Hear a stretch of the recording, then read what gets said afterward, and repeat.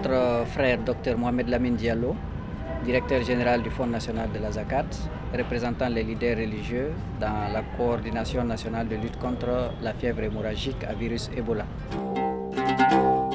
Mais en réalité, les religieux, que ce soit les musulmans ou les chrétiens, dès le début de l'annonce de la fièvre hémorragique, les religieux se sont mis à la tâche. Parce qu'en fait, les religieux savent que tout ce qui intéresse la vie des fidèles les intéresse à plus d'un titre.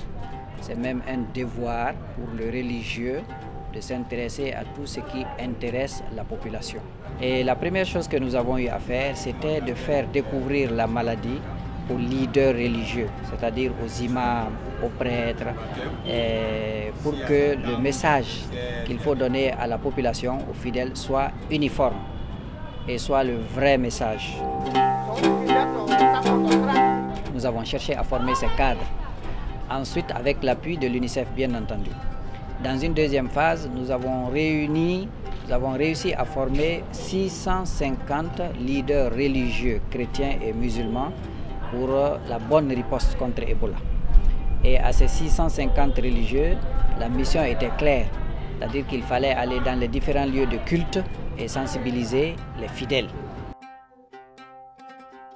Et dans une deuxième phase, lorsqu'il y a eu la recrudescence de la maladie, on s'est rendu compte qu'il fallait faire un travail de proximité.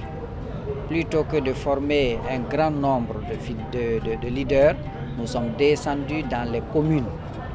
Nous sommes allés donc à la rencontre des leaders de façon décentralisée dans les différentes communes. À notre tour également, nous avons été dans d'autres lieux, d'autres confessions religieuses aussi.